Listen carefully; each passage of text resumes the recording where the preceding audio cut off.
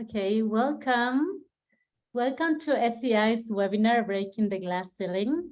Our amazing panel will be sharing their experiences and discussing the challenges women face growing their careers in solar. And I want to thank all of you for attending, for being here. I also want to give a big thank you to our panelists today for making time on their very busy agendas to have these important conversations. Before we go any further, I want to introduce myself. My name is Pia Day.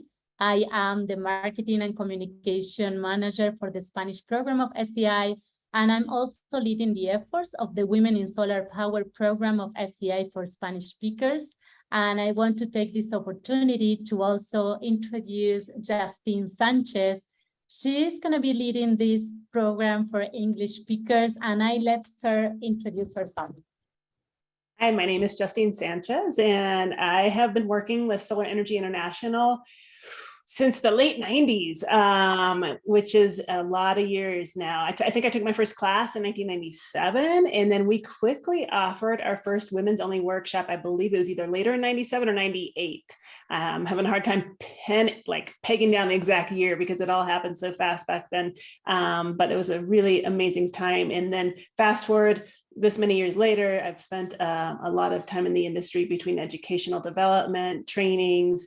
I was the home power technical editor for the photovoltaic section of the magazine for about a decade. I was working with Mayfield Renewables for the last couple of years in commercial scale energy storage design and consulting, and got deeply involved in the codes. I'm on the code making panel 13 for the National Electrical Code, and there's all kinds of exciting stuff happening, like this women's program, which is going to become a new baby of mine, a new old baby, I should say, kind of like my kids. They're 18, like my daughter is turning 18 this year. It's like it's a different iteration of parenting with a different focus, and I'm really excited to be a part of this program. And I'll stop there because we have so much to talk about. Okay, sure. And with us today is Tamara Lashbrook. She's also an SEI instructor, and she's been moderating our Women in Solar Power online platform. So I will let you all know her too. So Tamara, if you want to introduce yourself, please. Hi, everyone. I'm Tamara, and I've been moderating the online community for SEI's Women in Solar Power program. I am an instructor for SEI. I teach classes about battery-based systems in English and Spanish. And lastly, I own a small solar company in Mexico that specializes in off-grid solar installation and design. And yes, I will be taking care of questions. So if you have questions, please post them in the question and answer section, and I will be funneling those into our panelists so that you can get some live answers. Thank you. Great, thank you. So moving forward, for those that don't know who SEI is, I would like to talk to you briefly about it. SEI is a nonprofit solar training organization. Our purpose is to empower students, alumni, and partners to expand a diverse, inclusive, and well-trained solar workforce. Our Women in Solar Power program is our way of connecting with women and anyone that identify as such in a significant way from all over the world.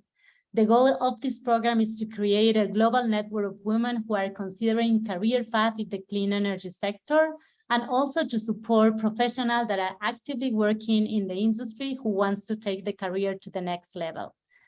SEI has been supporting women in solar almost since its conception, and I let Justine talk to you more about this in a second. We recently received a very generous donation that we're very grateful for from Solve Energy, and that is allowing us to expand our reach and increase our efforts to this program.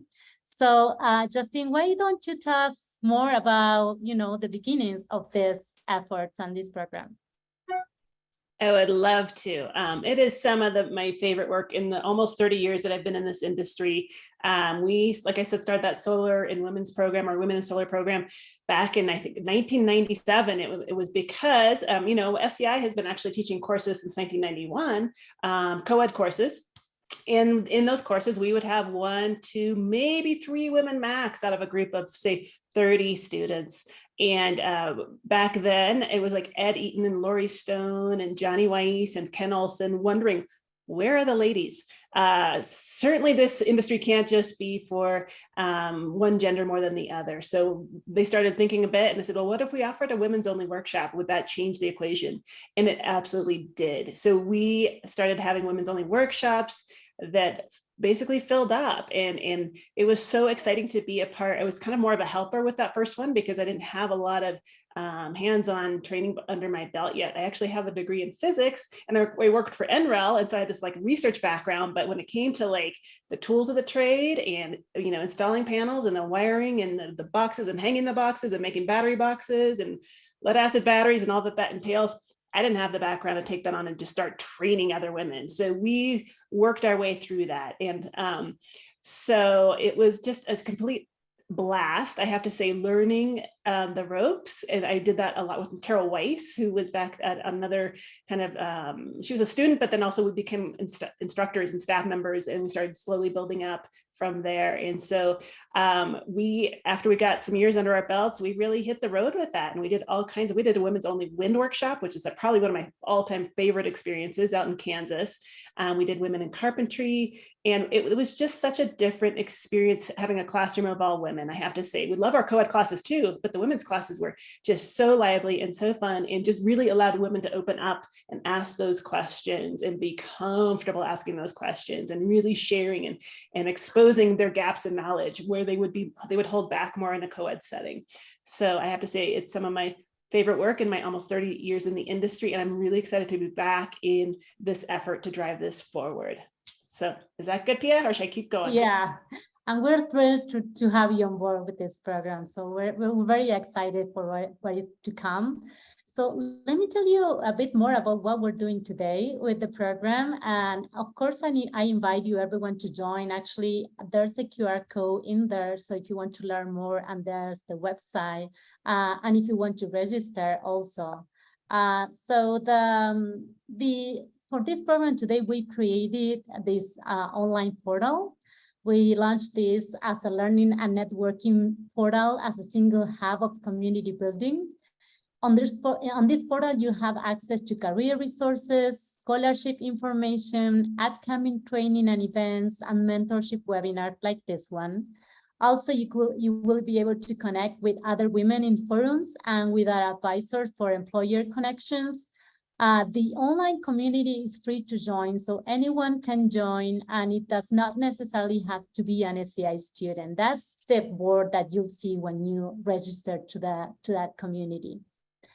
In addition, we are putting together this workshop, and it's kind of one of the one that Justine thought back in time. This Women's Solar Electric Lab Week will take place in October 10th to the 14th in our Solar Lab facility in Peonia, Colorado. This hands-on training will be provided by female instructors, and is offered only for women and non-binary students. And the idea is to provide a unique supportive learning environment to build a solar knowledge foundation. This course offers the same curriculum as the PV 210 course, if you are familiar with that. So that means that during a week, students will fully install and commission a wide variety of systems types before testing the system, then decommission it and breaking it down. So there are limited spots available. There are 23 spots right now available, and there's a prerequisite that you need to fill, that is taking one-on-one training before taking the lab. If you have experience, you can take an opt-out quiz and jump straight to the lab. If you don't, then I will advise you to sign up on the August 8th session starting next week. Because it will take 6 weeks for that training to complete in order for you to meet the requisite to be able to register for the lab week. So we're very excited about this. We will have amazing instructors giving the training. It's going to be a bilingual training. We'll have a Spanish speaker instructor and a Spanish speaking group. So if you speak Spanish, also you're welcome to join us. Also, I want to bring you today this amazing opportunity, also possible for solar energy support. With this scholarship, we're offering to cover the full tuition of 3 of our courses. That is 101, 203, and 201L. Also, all the travel expenses will be covered by the scholarship. So that will be for you to travel to Colorado and take the Solar Lab Week for Women. And it includes any expenses that mean travel, lodging, tickets. We really want to highlight that if you need to take the one-on-one as prerequisite, we will advise you to apply for this scholarship as soon as possible, because our committee need to review the applications.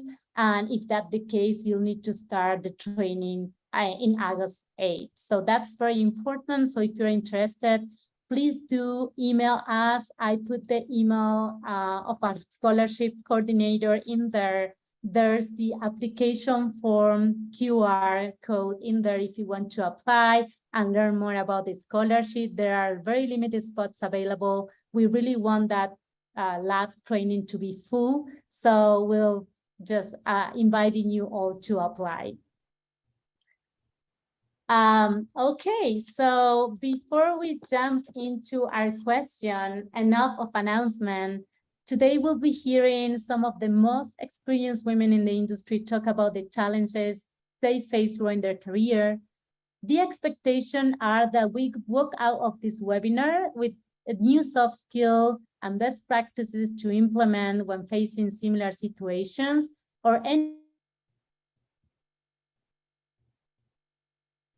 We have a long road of us in the industry, and hearing about the experience of other women will help us not only not feel so alone in this journey, but also will help us feel empowered. So I really want you to meet the amazing professional that will be speaking today, and I will let them introduce themselves. So Jennifer, would you like to start? Yes, thank you so much. It's a pleasure to be here today, and look forward to the conversation. So again, my name is Jennifer Hershman. I'm the Director of Community Relations at Solve Energy. I started my career in solar back in 2008 when our division started, but my background is primarily in ground up commercial construction for about 30 years. And then I started actually my career in solar as a pre-construction manager. And I've shifted the last few years into Director of Community Relations. So we can obviously get more into that and all the different opportunities there are in the industry, especially for women, and the need for a more diverse workforce. Thank you. Okay, so Bhavna, would you like to introduce yourself, please? Sure. I'm Bhavna Brai, and I've been in the solar industry since 2009, and we started Solarc in 2013 after building our own solar projects for our homes. And basically things have just kind of fell in my lap for, setting up the business, setting up sales channels, setting up just basically all the operations. And it has been quite a ride, and I've seen quite a bit of increase in, like you were saying, a diverse workforce, but definitely a lot more women. Just in our company, we've hired, probably 20% of our workforce is women. So that's very exciting in a world that's engineer heavy. And we hired actually 30 engineers from Mexico, and 4 of the girls are from there. So it's very exciting to have them. And I'm looking forward to helping to grow not just the females in the industry, but just the industry as a whole, as a solar plus storage, rather than just the grid tied that we have been seeing for so many years. And I'm also really happy that we have partnered with you guys and are helping to train. And I'm hoping I can probably come up there for the women's workshop in October and see how things are going. So it was first, you just get really busy and you don't realize all the things that are going on, and it's just very exciting. And I'll get a chance to talk more later, but that's about it for me right now. Sure. Thank you very much. Okay, Anna, that's you then. Hi, everyone. My name is Anna Bautista. I use she, her pronouns. I am the Vice President of Construction at Grid Alternatives. Grid is like a sister organization to SCI, I would say. We're also a job training organization, but we're also a national installer, project developer. I'm often asked to talk about diversity in the solar industry, but my primary job is I'm running a construction company. So in our department, at least in a nonprofit, construction covers everything. So we're doing all types of operations, from engineering to project management to installation, construction, O&M. And at Grid, we've really scaled our services. We're still doing single family, multifamily, small commercial, and we're also doing megawatt scale projects in addition to storage and EV chargers. So, but today we'll be talking about diversity. Thanks for having me. Thank you. So before I pop the question, let me remind you that if you have any question for our panelists today, you can drop them in the Q&A section. Tamara will be collecting all of your questions and making sure we cover as much as we can as soon as we finish, as our panelists finish sharing their experiences. So we're ready to start. Let me ask you then, let's start with Jennifer, and why don't you tell us what is that big challenge you face growing your career and how you overcome that? Wow, that is, it's interesting kind of to look back over the years of some of the different things that I've done. I started my career, so to speak, at the bottom. I was a job site secretary on a commercial construction project back when I was 19 years old. So you can do the math on how long I've been in 30 plus years. It was something I had a passion for, and something that I knew I wanted to continue my career in.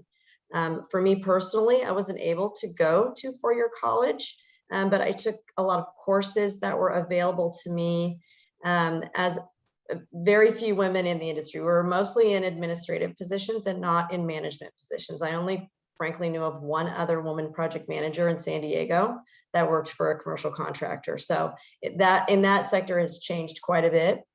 And I think because I was determined of where I wanted to go, I felt that kept me kind of looking in the direction to achieve my goals, however I needed to. I switched companies a few times to gain higher positions and more knowledge. And then networking along the way. I always feel like networking is a really powerful tool, and especially in the environment that we live in now, where social media really is the driver in how we're receiving information. I think the networking, it's not just at events, and now obviously we're more virtual. So I do think the networking piece is really important. So I tried to find and meet people that mirrored my kind of work ethic and how I wanted to achieve my goals. And then moving into solar, Solve Energy does utility scale solar. So in 2007, when we started, actually, yeah, it was early 2007, we started out doing commercial work only. And it was somewhat accidental. There really wasn't a lot of commercial solar and definitely no utility solar at the time. So we spent a lot of time growing our group. There's about 10 of us. I was the only woman in our group. I was the pre-construction manager. Again, educating myself, and at the time making connections. Again, I think I keep going back to connections and connecting people and connecting people within the industry.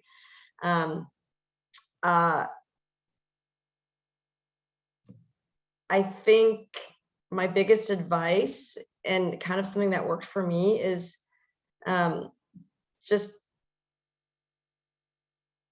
see your goals and know that you can achieve them. I think for women in solar or even women in construction, it's getting better. Our workforce is more diverse, but I think all of us women kind of supporting each other, and then also bringing our male counterparts in to support the initiatives is really important too, because they're in these management positions still. And so they do tend to drive certain aspects of the growth of the industry as a whole. So I think collectively we can all really, really help each other. So I think there's so many opportunities now for women. There's so many different opportunities within this industry too, from the field, into marketing, government affairs, engineering. So I think, we're growing our workforce, and there's a great need for the industry as a whole, growing the workforce, and with our diverse, just at Solve Energy, with our diversity goals, we have increased onboarding women. And sometimes we can be a little hard to find, because we have so many other things that we may be doing as well, outside of our careers, but we're out there. And I think if we just continue supporting each other and providing opportunities like this that really provide pathways for women to get involved, network, I think it's just going to really drive the initiative even further. Thank you, Jennifer. And just hearing you talk about how it was, back then. I joined the industry 4 years ago, and it already feels a lot different what you were describing. I think there's a lot more opportunities for women, and a lot of companies are also having the conversations within the leading of the decision makers are having the conversation of including women, and that's so important. So, and I quote Justine saying, this is an amazing industry to be on. And I think just having this connection and having this platform, these spaces for us to connect just will make us stronger to keep on pushing on that diversity that is so important. Then let's follow with Bhavna. If you can please go ahead and answer that question of what is that big challenge you face and how you overcome that. Sure, absolutely. So, the biggest challenge, or I should say, I've been in a lot of different industries. I started in the military, then I went to medicine, and now in solar electronics. And one theme is definitely evident. We are underestimated. We're given less responsibility, and also less compensation, less pay for us when you compare us to our counterparts that are males. We're also considered emotional. When we speak with conviction, it's taken more as in we're being emotional and not given the credit that it's due. And so we must always stay grounded and poised. And sometimes that's hard for me. I'm a 5 foot tall firecracker, and it's hard to get people to realize that, hey, I do have a point. Let me get to it. So it's a balance. It's a balance that gets the job done, and helping me to have some coping mechanisms and knowing how to ground myself. Basically that's what's really helped me, is to just figure out how to logically look into the male psyche and see what helps them understand who I am. And that's sort of, like I said, it's worked in the military, it's worked in medicine, and now solar electronics has sort of fallen in my lap. And you just kind of, roll with the punches, so to speak, but you do have to figure things out. And like Jennifer was saying, we have other things that we're doing. We're women. So I don't have any children, which is a plus as far as, my employers in the past have liked that I'm not going to have to run off to daycare. But the last several years, I have elderly parents, and they've been ill. And so you're taking care of them because you're the daughter. You know, the boys will do what they can do, but you're the one taking care of them. And sometimes, like I said, we're underestimated. They don't realize how much stress a woman can handle. We are very good under pressure, and we need to understand that we do have that strength, and we need to be assertive. A lot of women, I think, are taken as being assertive or aggressive, but what I noticed once I've talked to them and seen their actions, they're more passive aggressive. They put up with a whole lot, and then finally, after a month of it, you kind of have that emotional upheaval. And that's because we're not speaking with our assertiveness. And I think, like you were saying, you know, with networking, knowing what other women are going through, knowing that we're in it together, you know, we're not alone. And having that as a community really makes us strong. And I think that that will help people in the future. But the grounding is what's helped me the most. Thank you. And I love what you said about finding those strengths. I think the industry is missing a lot without a diverse industry is missing. There's a lot that we can bring to the table. And I'm not surprised, but a bit surprised. We have the same webinar in Spanish yesterday for Latin America, and the assertiveness also came up. And, you know, it's something that regardless the culture, your region, or wherever you're born, that's something that it's similar across the board for women. So that's something that we really need to work on. Okay, so last but not least, Anna, I'll let you, I know you want to share your screen, so just take on.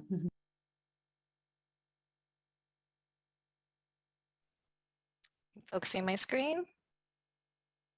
All right, great. Yeah, so I'm gonna switch up the format a little bit, but I'm grateful for Jennifer and Bana for sharing your stories. And thank you to SCI for including me today. This is really a full circle moment for myself. I took my first SCI Women in Solar class in 2005 with Justine and Carol, who I still consider my role models and my mentors today. They say you need to see it to become it, that representation matters. I've been very privileged to have that from the beginning of my career. I'm a cusp Generation X millennial, so my story might be a little bit different. Even at MIT, where I studied electrical engineering, the student body was pretty gender balanced. So I definitely stand upon the shoulders of those who have come before me. Which is why today I have the honorable responsibility of not only sharing my story, but also channeling the stories of the trainees and my colleagues who have come through GRID, especially the ones who for many reasons no longer at GRID or in the solar industry. I acknowledge that as a vice president, I have a lot of positional power and privilege. So I am playing this game to change the game, in particular for women of color. So I'm sharing some photos to continue that theme of you need to see it to become it. So just to start from the bottom right and go counterclockwise, this is one of the first women's builds that I led in 2010. Another shout out to SCI instructor Kelly Larson, who led the classroom component of that build. And then you'll see Marie Kills Warrior from Lakota Nation. She's a former GRID Solar Corps. She's featured in a children's book that came out just this week called Energy Superheroes, Women in Energy Careers. And then in case I forget later, I just want to plug that GRID is currently hiring for our next Solar Corps cohort. My team is hiring 2 commercial design fellows, a commercial project management fellow, and a service O&M fellow. So please go to our website and check out those opportunities. I also want to feature Deb Tewa, who's a solar pioneer from the Hopi Nation. This is a photo from 2017, which was our first women's build with our GRID's native-led tribal program. That project was on Navajo Nation. I'm featuring a women's build that our LA team led in partnership with a New Way of Life Reentry project. And then I love this picture on the left, who's Laura Gallaudez. She's from Venezuela. She's an electrician out of our San Diego office. And I just love this photo because she's just running the site, and I love her. So I showed a picture of one of our first women's builds. This is our last women's build. This is from 2019. before COVID shutdowns. And so, and I remember saying to myself up on the roof, wow, this is special. This is not happening anywhere else in the world. We completed this installation. We completed installation of the ballasted racking, 140 modules in 2 days. Our Grid Colorado team hosted our largest rebuild event to date with 100 women and people identifying as diverse genders. There's a mix of folks who are already in the industry and people just starting out. The project was led by Nadine, our site superintendent. She was backed by 8 women construction staff, including 6 women of color. So yeah, this is likely not happening anywhere else in the world, but it needs to be. So I would say, we're talking about challenges. I'd say the pivot in the story here is really the pandemic. This was this Women in the Workplace report by McKinsey was shared in my peer mentorship group with RISE, if folks aren't familiar with that organization. And in there, they call out, that women of color are still not having an equitable experience in the workplace. They call it the broken rung, not the glass ceiling that's still holding women back in terms of promotions. But in terms of the pandemic, women are burnt out. We're doing more support for our teams. This work is going unrewarded, unrecognized. We are very intentional about our women in solar efforts, especially between the years of 2014 to 2017. I remember at the last NAPSEP conference that I went in 2019, I helped host the networking events for the breakfast, and Grid was a third of that room. That was something I was really proud of. But now, now that we've gone through the pandemic, this effort has really been deprioritized. We've been focusing on the safety of our essential workers, and I'm learning that we have to stay intentional about this work. I should also name that in the pandemic, I was pregnant and I had a baby. So now I'm the executive sponsor, not just of our women and non-binary genders and construction affinity group, but also our parents and caregivers affinity group.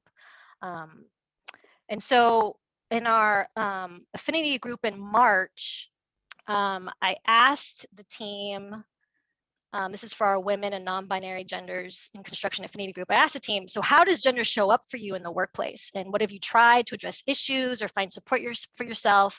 How did it go? And, I'd say that kind of framing, also the framing for this role, a lot of it's around individual solutions. And, you're going to hear these trends. These are systemic issues. And so I think we need systemic solutions. So in the background, this is a Women in the Trades report. I'm just going to use that as a framing to some of the stories I'm going to share from our affinity group. And this, the framing of these barriers, they range from very early on, from lack of industry exposure to continuing not to have the same level of access to training and mentorship once you're in the industry, to microaggressions. And microaggressions don't mean that they're small, they just mean they happen at the interpersonal level. So it's death by 1,000 cuts. This covers, so from the microaggressions to, unfortunately the worst, hazing, harassment, hostile environments, fear of retaliation. So I'm just going to use this framework to share some more stories. Trainees sharing that they had to fight to make space, to use tools, to learn. And I think the antidote to that, with the pandemic, with having physical distancing, we had to have dedicated lab stations and tools. And I think that helped with people having to fight to make space for themselves. People sharing that they felt boxed out of meetings, that they noticed that subcontractors or permit technicians only replied to their male coworkers, not to them. How folks can show up as allies to that is to really endorse the respect of your colleagues. I had a construction manager call out for respect for their crew lead and was like, so-and-so knows what they're doing. She's the lead here, do what she says, right? And then the conversation just feels different when it's just the guys. Like you come into the room and all of a sudden it feels like the energy shifts and it can yield to this feeling of exclusion. So I think there's an opportunity in our industry for bystander and allyship training. This was a global experience about imposter syndrome, feeling yourself shrink when you're on site. Imposter syndrome, for folks who aren't familiar with that term, it's the perception that everyone else is doing well and deserves to be there except you. And so, and an antidote to that is asking and getting positive and constructive feedback. And if you are, leading a site, reiterating that it's okay to make and fix mistakes and ask questions, you know, including emotional safety as part of your physical safety talk. You know, I tell my folks that being a master at something doesn't mean you don't make mistakes. It just means you know how to fix them. You know, we get to the worst stuff here, like if there's sexual jokes, generalizations said about genders, you know, anti-harassment training should be minimum baseline. And then, you know, this was mentioned already about, you know, have told to be better at calling out. And so we're already doing the emotional labor, but then folks are saying, you're too defensive, you're too sensitive, you're too angry. So again, naming that allyship training. And then providing PPE for many body types and sizes. I've had folks reach out like, what's a good harness for women? And, you know, I mean, women already, we have diverse body types. And so I think just if you're running a crew, just making sure folks have access to PPE that fits. Our outfitter, they have an in-person store that you can go to and try on different harnesses. That's what I did, even suspended myself to see if I felt really comfortable. And then this was named in the McKinsey report, but just having a refresher bias training before review time. And that's been a notable anecdote in terms of folks getting past that glass ceiling or that broken rung in terms of getting into promotions. And in general, like the folks in the affinity group, they're not asking for much. They're not asking to be centered. They just want to be treated as equals, right? They just want a place of respect. They just want to be able to feel comfortable where it feels like everyone's eager to teach and learn, and they want to be included as an equal member of the team. And then when we make the workplace better for women and non-binary genders, we're making the workplace better for everyone. And a way to kind of check, you know, whether you know, how the power dynamics are going is like, you know, we want to build power with each other, not power over each other. And that's one way to kind of, you know, gauge a culture or a workplace is that power dynamic. So just to close, what I'm thinking in terms of the next phase of this work, I'm really excited about, you know, a bystander allyship training. I've been looking for this for a long time. I brought in somebody years ago and their talking points were like, women are strong, they can carry babies and groceries. And like, those were not the talking points I was looking for. I think there's an opportunity. I found a bystander training provider in Canada.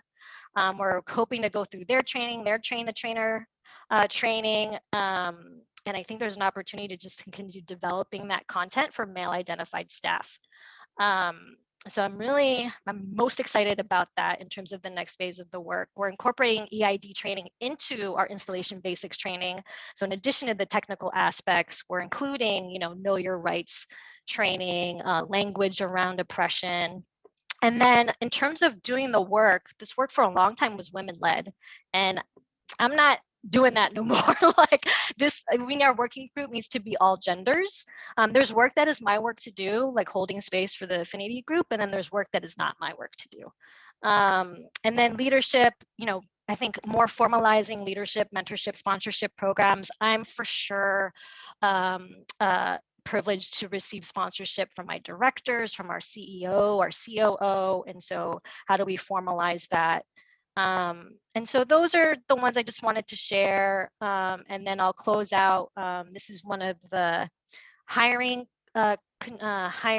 questions that we want to add to our hiring panel for anyone who's getting a job in construction. You know, I was asking folks, you know, how are you creating inclusive work environments? How have you prioritized emotional safety for your team members? How do you see yourself as an ally for women identified and non-binary construction staff? So I will close there and pass the mic back to Pia. Thank you, Anna, for that very insightful presentation. I learned a lot. I'm sure the audience did too. And I really like what you said at the end. It's like starting from scratch. And when you're hiring someone, that's where we start creating and building an organization that is diverse focused. So with all that you mentioned. So thank you for sharing that. I've seen that we have been receiving questions and Tamara is in the back end. So do we have some questions ready for our panelists? Yes, we do. Okay, so the first question is, can the panelists speak on the support they receive or don't receive when talking with male colleagues about diversity and inclusion? How do you speak to and who do you speak to about the lack of diversity and also support the women in the workplace? Who wants to take on? I'll take this. Oh, sorry. Okay. I mean, we can all probably have a. Yeah, sure. Yeah, you go ahead, Jennifer, first. So this is a really interesting question, and I'd love what you presented, Anna, because it just sparks so many different feelings and comments about how we need male representation to represent us, and we need them to actually use their voices for it instead of just instead of not doing it. I guess that's so I love that, doing that type of training that's led by males, that especially in the executive workplace, that can help really move that type of thinking forward. So we're interesting because we just started a diversity group, but we've been working on for a couple of years, and we recently, our company is in transition into our own stand-up company now, but we were part of an old construction company prior. And that old construction company had old ideas. And we were solar is a very new and progressive field, I feel, and does have more inclusivity than general construction. And I've been on both sides, and so I definitely can see that.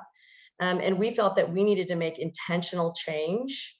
And so we've got an amazing woman that leads our team with our new Resolve initiative that we're rolling out right now. That's going to continue to grow, and also bringing in a diversity consultant who is going to help our executive leadership and managers, because I have found that it's the executive leadership team.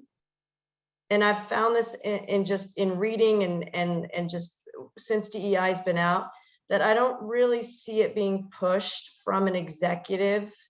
I think it's more, in my opinion, it's more pushed at the lower to mid manager. And this could be a generational shift.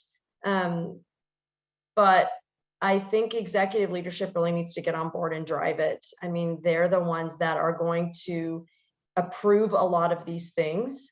And so that training is really vital at that level, because at the lower levels, they're going to continue to push it and push it and push it. And if they have an executive team that's meeting them and driving that, and we're moving forward as a team, I think that's really needed. And we're growing that at our organization. We have work to do, and we're going to continue to do the work as we shift and change and become a more diverse workforce moving forward. Thank you. I see, Bhavna, you had some comments, Jen. Yes, so it's very important, like you said, Jennifer, that you have to start at the top. And one of the advantages our company has is that women have a voice. Just because I am, one of the co-owners, co-founders, and I routinely have meetings with our CEO, who's actually our CTO, and we make sure that it is a top-down approach, and that the whole company culture from him down speaks highly of women, and make sure that they know that they deserve the same respect, the same authority, and the same level of promotion. We make sure that their salaries are compensated equally, because he and I actually work on that together, being the CFO. And I think you're absolutely right. It has to come from the top, because a lot of times what happens with bigger companies is that they have VCs or other partners that are leading that. And so, of course, if you can get a woman to do twice the amount of work for half the amount of money, well, yeah, you're going to do it. It's just the way they think, it's not, I don't think that it's so much, because it happens to foreign workers too, that move from, like, let's say Mexico or wherever, because they're used to not making as much. So they get, let's say, 80% of what somebody here would demand, and they're thrilled. And then all of a sudden they find out, well, shoot, I should have been making 20% more, because that's what the market demands. So I think that it just happens because people are just not so much greedy, but they just want the best deal, right? So that's kind of how that abuse comes in. And you're right about the topics changing and how people talk, and some of it I think is also driven from some of this training that we do, the sensitivity training, and the guys get a little, this is just because I have 80 guys that I work with, they get a little confused as to what they can say and what they can't say, because they don't want to hurt anybody's feelings, they don't want to get sent to HR, they don't want, so all of a sudden, if they're talking about something, they'll just stop. And it does make the women uncomfortable, because they're like, what did I say? Or what did I do? I just walked in on this conversation. And what we do is we actually have frank conversations about that. We bring up things. It doesn't have to be a big, huge meeting. We have impromptu meetings. We also have a company-wide huddle where everybody gets, there's things that they talk about. So I think communication, just inclusion and communication are the two very most important things that we can do. And then, like you said, having a top-down approach to where you lead by example so that your managers see what you're doing. And when you're doing, so we do quarterly reviews. And I personally talk to my crew, and we have the main directors actually go through all of them and endorse the reviews. And when we talk to them on one-on-one, and they're figuring out their new goals for the next quarter, you really open up all these different ideas that they have, the challenges they've faced. And I know a lot of companies don't do that because it takes time. It takes about 10 to 20 hours every quarter of my time to sit there and talk to them. But you know what? It's very fruitful.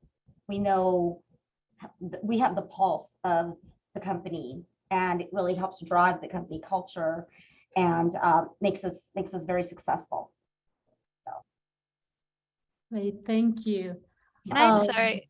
Yeah. No, there's so many questions. I just want to add, I know I talked mostly at like systemic solutions, but in terms of the individual level, just want to say to folks, know what your boundaries are. You're going to have to pick your battles. And so in terms of like knowing your boundaries, your emotional boundaries, and then just to add to what some of my fellow panelists have said, in terms of like the bro culture, which Bono was just talking about, is, our culture is so, what's the word? It's so punitive, right? And it's how do we transform that bro culture, that snitch culture, instead of like, how do we have each other's backs to do better, right? Instead of just have each other's backs, like in terms of like, can become like a problematic protectionary type culture. So I'm excited to see how like this bystander training and providing, spaces for male identified folks to kind of process that. And then, yeah, I think I'll just pause there. But thanks, Pia. Thank you. Okay, we have lots of questions, so I'll let Tamara. Okay, yes, we got lots of interesting questions coming in now. So you're provoking great discussions, our panelists. Okay, so first question, from what I've learned, there is a lot of difficulty in recruiting women into the career pathway for solar installers, even for those who are proactive about it and have an inclusive culture. What are your thoughts on how best to address this?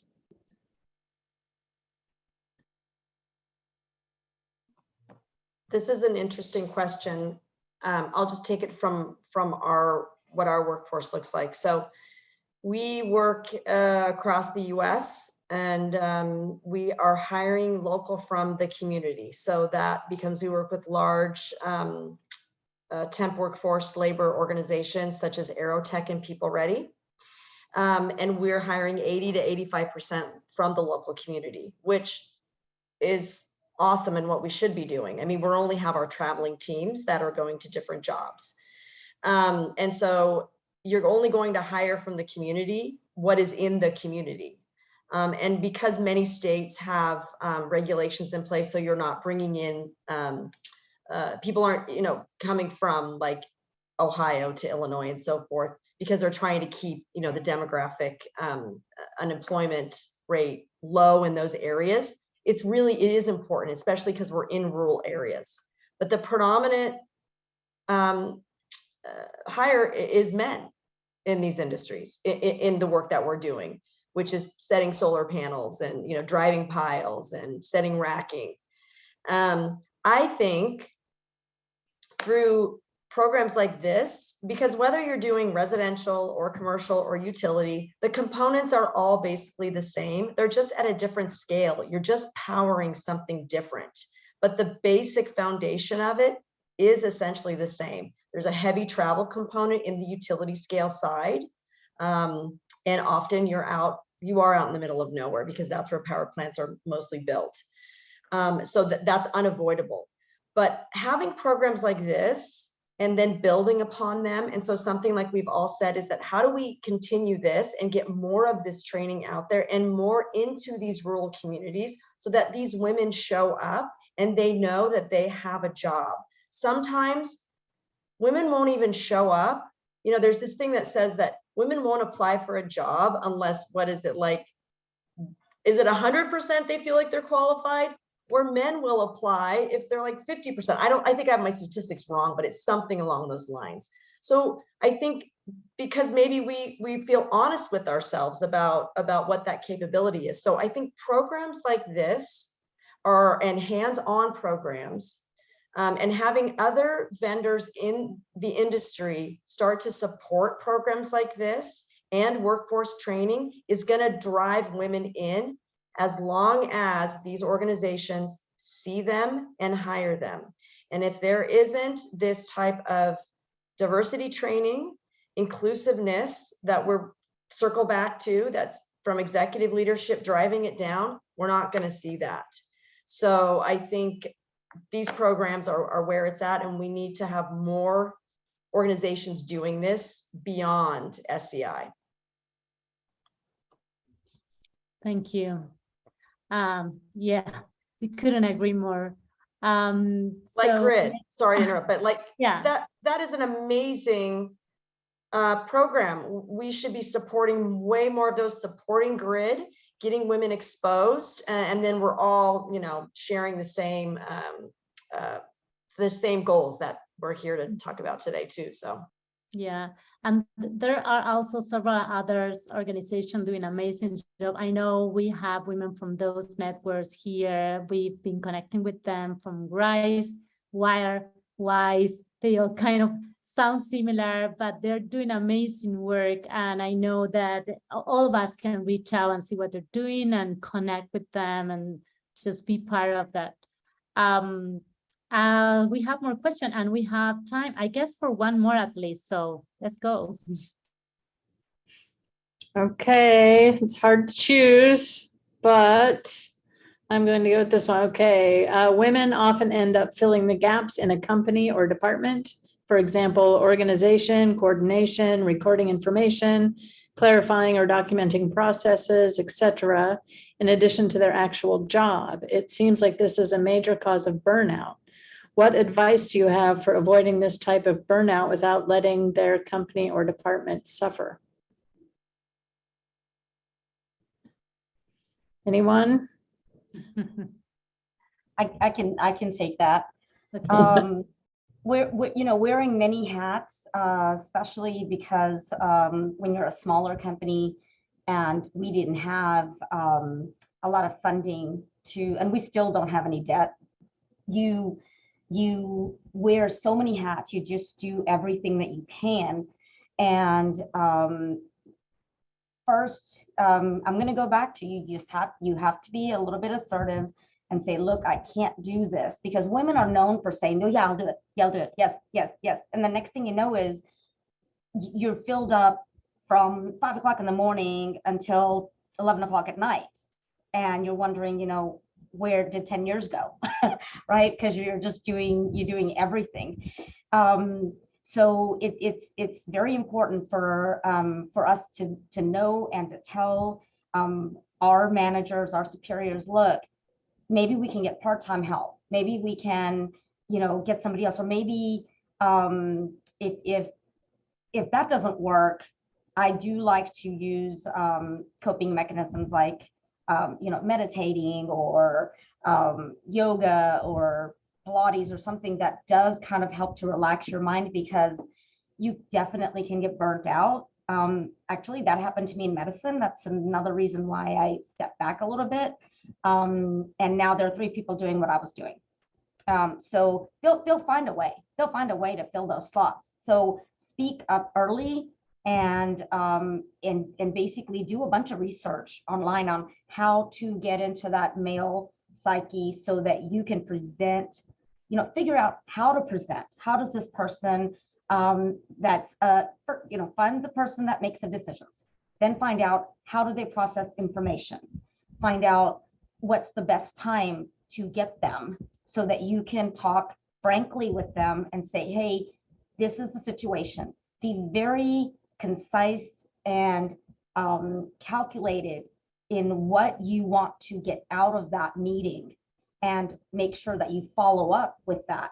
And if you've done that at least 1 or 2 times, then after that, you can decide, hey, should I leave and go to another company, or is this something I can handle? But at least you have a paper trail, you have documentation, you know that you have done things properly, and you'll actually get more respect from your manager or the decision maker, and say, look, this person, they're very logical. Let me take a look at this and see, because a lot of times from what I've seen is women will just say things in passing, like, oh, it's crazy, it's this and that. But men don't hear that. All they hear is this. They don't hear it at all. They ignore their wives, they ignore their sisters, they just don't hear it. But if you make an appointment and you are very deliberate about it, they will see it and they will consider it. That's my advice. Okay. I would add, make that work visible to your supervisor, in terms of when you're doing your check-in, just lay out all of your responsibilities and, go through the prioritization of your work, like in a sustainable work day, work week, like this is what I can accomplish, and, work with your supervisor to prioritize. And then in terms of, we call this like fill the gap work, we call that administrative housekeeping. In order to address that at Grid, we have rotating facilitators and note takers. So we just either go alphabetical order, reverse alphabetical order, and people take turns taking notes, putting out action items, things like that. So in terms of like documentation and whatnot. And then if you do have some power, like direct ask, like, these are all, let's say you're doing an event, who's going to pick up food, serve food, clean up. It's like direct ask. I need this many people to do this, and directly ask folks that aren't women identified to do that stuff. But again, like if you're not in a position of power, then at least make that work visible with your supervisor.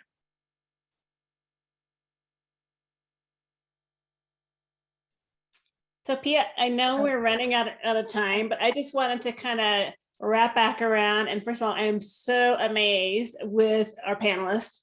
And wow, Grid, you're killing it in this training space and everything you guys have considered and acted upon. I'm really, really, really impressed.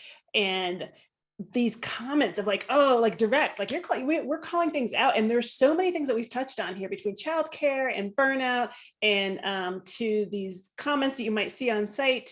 I think like the next one, I'd really like to laser focus on, like, for me, like being a mom for the last 20 years and trying to balance everything. And then menopause is coming on and aging parents. And then we've had the pandemic on top of that, plus our industry growing and climate change and like, getting buried. I feel like I would like to laser focus the next webinar on a topic, and so we could really dig deep. And because we have just touched on a huge body of issues that are facing our women, professionals. And I'm just been thrilled with the answers and the questions that have come up. And that's just such the tip of the iceberg. That's all I wanted to say for right now. Thank you, Justine. I am too. I am as a woman myself in the industry, and it's also kind of starting. I'm working out this webinar with a lot of very valuable information, and I hope you all are too. Thank you very much. Thank you all of you for attending.